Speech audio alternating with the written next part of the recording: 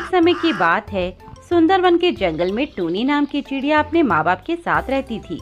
टूनी के माँ बाप बहुत ही सख्त थे और वह टूनी को उसकी मर्जी के खिलाफ उसकी शादी करवा रहे थे, जबकि टूनी किसी और सोनू नाम के कबूतर लड़के से प्यार करती थी और उससे ही शादी करना चाहती थी।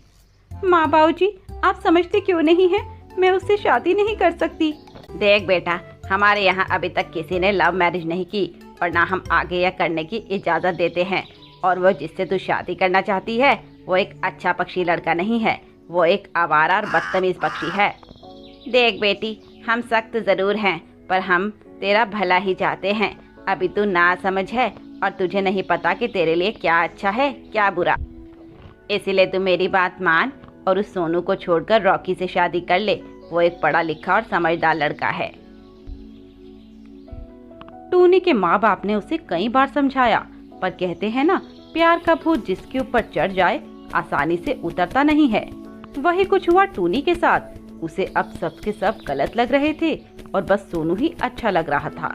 फिर अगले दिन टूनी तैयार होकर पार्लर गई और वहीं से भाग गई। और जब ये बात घर वालों को पता चली तो घर में कोहराम मच गया। हाय रे, इस लड़की ने तो हमें कहीं का नहीं छोड़ा। मेरी तो जिंदगी भर की इज्जत मिट्टी में मिलाकर चली गई है। अब मैं क्या करूं? तभी टूनी के मामा आए। अरे जीजा जी, बारात तो आ गई और टूनी का कुछ पता ही नहीं। फिर आप ही बताइए क्या करना है। अब क्या करना है रमेश? अब तो जो होना है हो गया। तुम बारात से कह दो कि लड़की भाग गई अपने आशिक के साथ। टूनी की माँ का तो रो रो के बुरा हाल था। उसको तो हार्ट अटैक आ गया। और वहीं दूसरी तरफ टूनी जब अपने बॉयफ्रेंड सोनू के घर पहुंची तो उसने देखा कि सोनू तो अपने छोटे छोटे बच्चों और पत्नी के साथ घर में खेल रहा था। धोखेबाज, शर्म नहीं आई तुम्हें मेरे साथ ये गंदा खेल खेलते हुए? जब तुम पहले से ही शादीशुदा और 2 बच्चों के बाप हो तो तुमने मुझसे प्यार का झूठा नाटक क्यों किया मुझसे? बताओ। मेरी बात तो सुनो टूनी, दूर रहो मुझसे। मुझे अब तुम्हारी परछाई से भी नफरत है। मैंने ना जाने क्या क्या सपने देख लिए थे और आज मैं अपनी शादी छोड़कर तुम्हारे पास आई हूँ। पर शायद मैं ही पागल थी जो तुम्हारे झांसे में आ गई और अपने माँ बाप की नहीं सुनी। वो मुझे लाख कहते रहे कि सोनू अच्छा नहीं है, पर मैंने उनकी एक नहीं सुनी। और शायद अब जो मेरे साथ हो रहा है वे उनको दुख देने का ही नतीजा है। टूनी सोनू से मिले इस धोखे के सदमे से अभी निकल ही नहीं पा रही थी। सोनू ने उसे खूब समझाने की कोशिश की पर टूनी ने उसकी एक नहीं सुनी और फिर हार कर वह अपने घर आ गई। तभी उसके भाई ने उसे देख लिया और उससे कहा, अब तू क्या करने आई है? पहले माँ बाबूजी को जो धोखा दिया उससे चैन नहीं मिला तुझे? भाई ऐसा नहीं है, मेरी सुनो तो एक बार।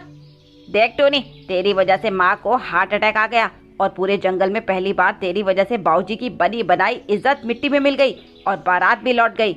और मैं नहीं चाहता कि तू उन्हें अब और परेशान करे, इसीलिए अच्छा होगा कि तू यहाँ से चली जाए, यही अच्छा है। पर भाई मुझे, हम मान चुके हैं कि टूनी नाम की चिड़िया हमारे लिए मर चुकी है। अब तू चली जा। टूनी अपने भाई की बातें सुनकर बहुत रोने लगी, पर बेचारी अब करती भी तो क्या। माँ बाप उसे अपनाएंगे नहीं और सोनू के पास वह जाएगी नहीं। इसीलिए टूनी खुद को खत्म करने के इरादे से नदी में चली गई। माँ बाबूजी, मुझे माफ करना। काश मैंने आपकी बात सुन ली होती तो आज हम सभी को ये दिन नहीं देखना पड़ता। अब मेरी जिंदगी में कुछ नहीं बचा, इसलिए अब मैं जीना नहीं चाहती। टूनी नदी में कूदने ही वाली होती है कि तभी उस नदी में एक गाड़ी गिर जाती है जिसमें 3 पक्षी सवार थे और वह गाड़ी डूब ही रही थी। तभी टूनी नदी के अंदर गई और उन सभी को बचाने लगी। उसने सभी को पानी से तो निकाल लिया, पर दुर्भाग्यवश उसमें से वो पति पत्नी को नहीं बचा पाई। बस उनकी बेटी जो बहुत छोटी थी वह बच पाई। पर मरते समय उस बच्चे की माँ ने टूनी से कहा, मेरी बेटी की रक्षा करना। कुछ गुंडे हमारे पीछे लगे हुए हैं। वे हमें मारकर हमारी बेटी को अगवा करना चाहते हैं और आज उन्होंने ही हमारे साथ ये किया। इसीलिए चिड़िया, तुम हमारी बच्ची की रक्षा करना और उसे लेकर मेरे ससुराल चली जाना। ये लो वहाँ का पता। आज हम वहीं जा रहे थे पर शायद किस्मत को ये मंजूर नहीं, इसीलिए तुम ये काम कर देना और इसे इसके दादा दादी के पास सलामत सौंप आना और तुम इसे अपनी बेटी की तरह रखना और उन्हें उनके बेटे की मौत के बारे में बता देना और मेरी जगह तुम ले लेना। अचानक से हम दोनों की मौत का सदमा वे बर्दाश्त नहीं कर पाएंगे, इसलिए तुम पहले इनके बारे में बताना और फिर मेरे बारे में। ठीक है कबूतरी बहन, मैं इस बच्ची की अपनी बेटी की तरह देखभाल करूंगी। इतना कहने के बाद वह कबूतरी दम तोड़ देती है और वह बच्ची अपने माँ बाप को खोकर खूब रोने लगती है।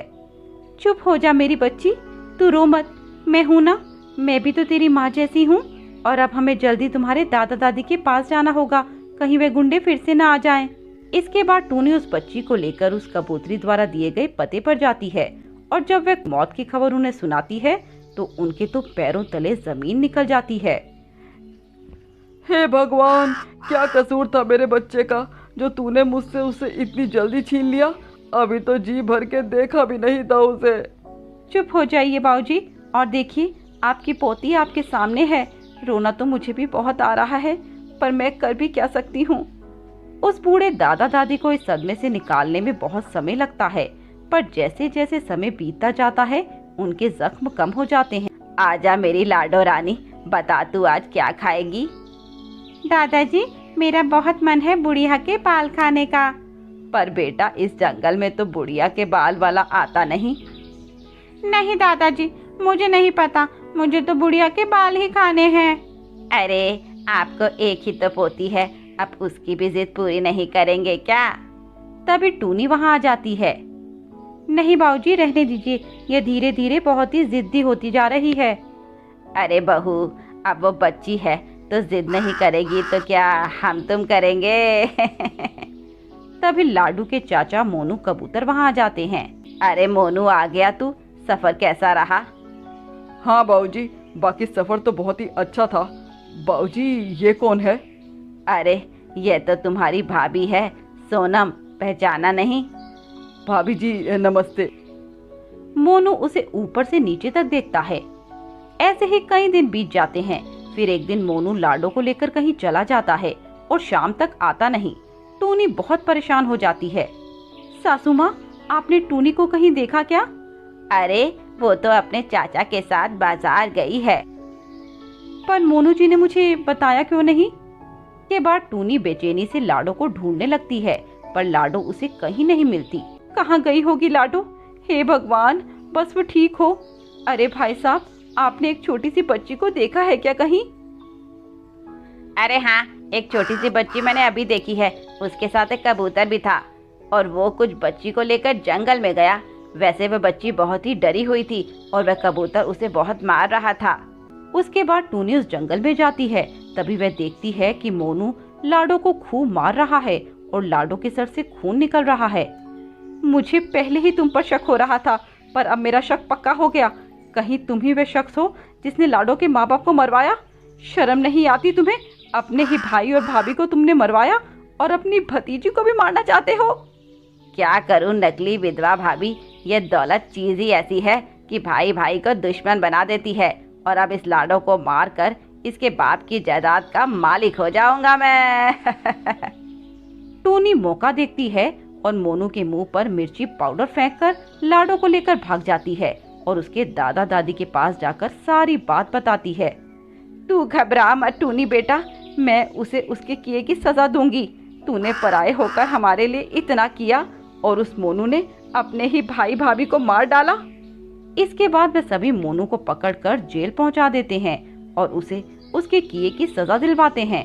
और फिर टूनी, लाडो और उसके दादा दादी खुशी खुशी रहने लगते हैं।